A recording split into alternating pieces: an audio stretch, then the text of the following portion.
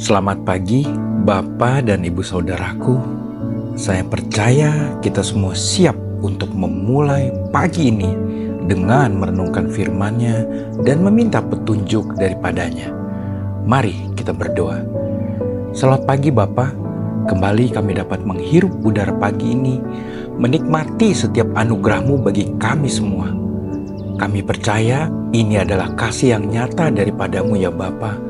Saat ini kembali kami mau memulai aktivitas kami, tapi sebelumnya kami mau datang kepadamu meminta bimbingan-Mu.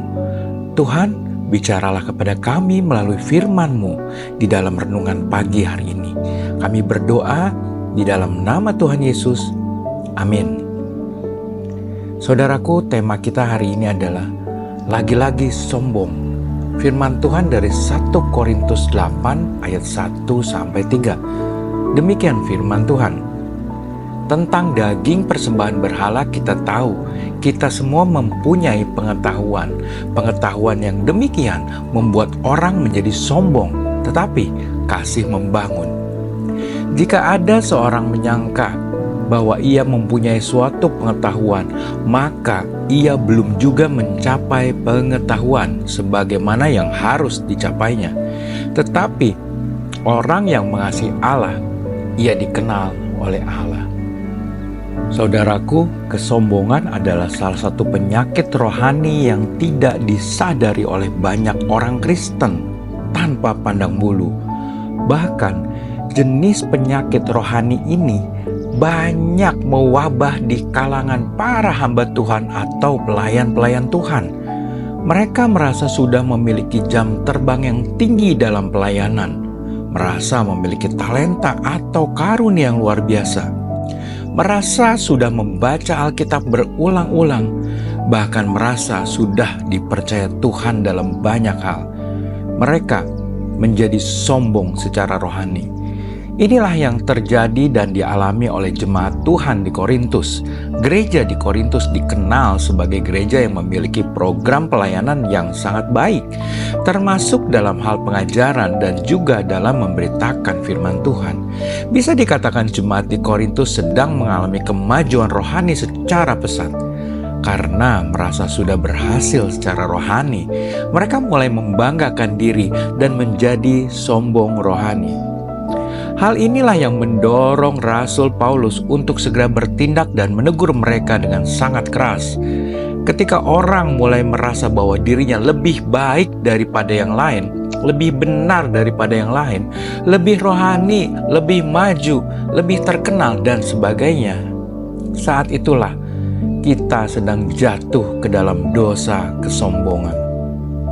Saudaraku, seringkali kesombongan itu tumbuh secara tersembunyi tanpa kita sadari.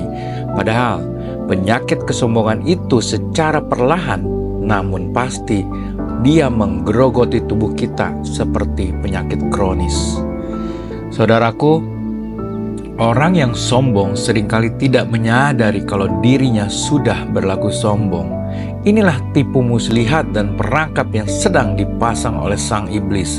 Karena iblis tahu jika kesombongan sudah menjangkiti hidup seseorang, cepat atau lambat ia pasti akan jatuh. Marilah kita berdoa. Bapa, terima kasih untuk selalu mengingatkan kami akan keberadaan kami. Bapa, kami tahu bahwa semua yang ada pada kami adalah hanya karena kemurahan hati-Mu saja. Tidak ada satupun karena usaha kami. Terima kasih Bapa, dari dasar hati kami yang paling dalam hanya untuk-Mu, atas berkat-Mu bagi kami yang tercurah selalu baru setiap pagi. Besar setia-Mu atas kami ya Bapa. Biar Engkau curahkan juga sukacita di dalam kehidupan yang akan kami alami hari ini. Dan untuk saudara kami yang tidak dapat beraktivitas karena sakit, Bapa yang baik yang penuh dengan kuasa, jamahlah mereka agar mereka mendapatkan kesembuhan. Dan bagi mereka yang berduka cita, hanya Bapa penghibur sejati yang dapat menjamah hati dan pikiran mereka dan mengubah duka menjadi suka. Yang terhimpit di dalam kesulitan dalam materi, kiranya Bapa buka jalan agar mereka ada pekerjaan atau usaha yang dapat mencukupi segala kebutuhan hidup mereka. Dan biarlah kami boleh bersukacita karena Allah yang kami sembah adalah Allah yang mencukupkan segala yang kami butuhkan. Kami naikkan doa syukur kami ini dengan nama di atas segala nama, Tuhan kami Yesus Kristus. Segala puji, hormat, kemuliaan, dan syukur hanya bagimu. Amin. Selamat beraktivitas. Tuhan Yesus memberkati.